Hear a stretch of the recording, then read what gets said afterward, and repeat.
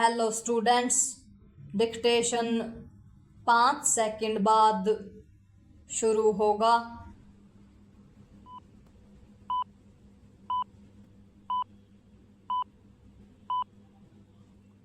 Start.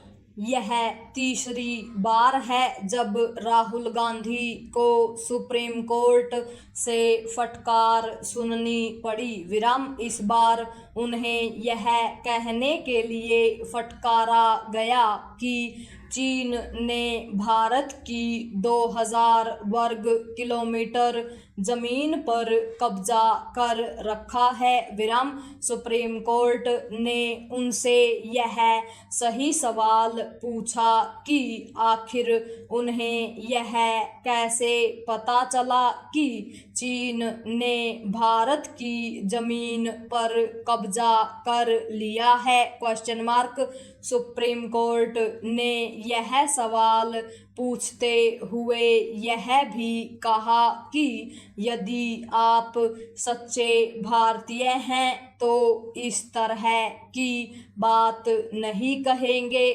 Rahul Gandhi ने भारतीय भूमि पर चीन के कब्जे की बात अपनी भारत जोड़ो यात्रा के समय की थी। वे ऐसा दावा हाल तक करते रहे हैं। वे मोदी सरकार को चीन से भयभीत बताने के लिए सेना के शौर्य के खिलाफ भी टिप्पणियां कर चुके हैं। इसके पहले उन्हें वीर सावरकर के खिलाफ तीखे बोलने के लिए सुप्रीम कोर्ट की फटकार सुननी पड़ी थी। तब सुप्रीम कोर्ट ने उनसे यह कहा था कि जिस आधार पर वे स्वतंत्रता सेनानी सावरकर को अंग्रेजों से माफी मांगने वाला कहते हैं, उसी आधार पर तो कोई महात्मा गांधी को भी कह सकता है कि वे अंग्रेजों के नौकर थे। यह ठीक नहीं कि सुप्रीम कोर्ट नेता विपक्ष को उनके बेजा और यहाँ तक कि देश के हितों पर चोट करने वाले बयानों के लिए बार बार फटकार लगाने की जरूरत समझे।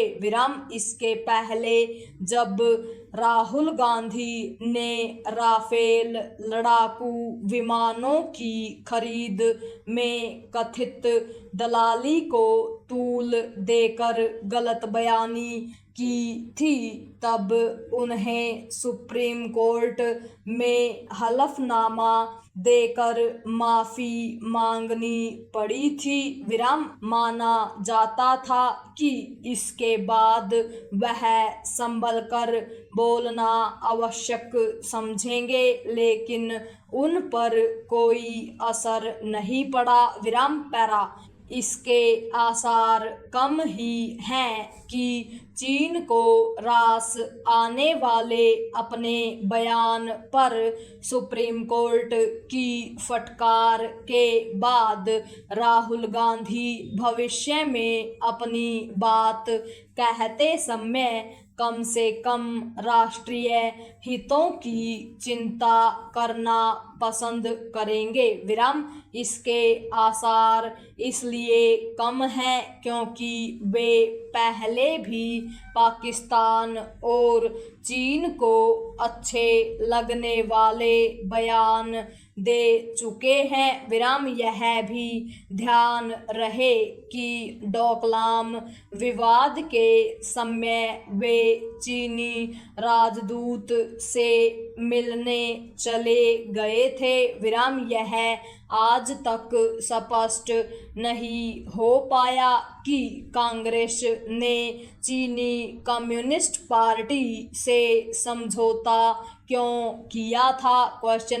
यह भी किसी से छिपा नहीं कि वे ब्रिटेन और अमेरिका में भारतीय लोकतंत्र का अनादर करने वाले बयान दे चुके हैं। विराम। इसी तरह चंद दिन पहले ही उन्होंने लोकसभा में चुनाव आयोग पर उल्टे सीधे आरोप लगाते हुए उसे धमकी भी दे दी थी। विराम। आखिर इससे दुर्भाग्यपूर्ण और क्या हो सकता है कि नेता विपक्ष एक संवैधानिक संस्था को संसद में खड़े होकर धमकाए।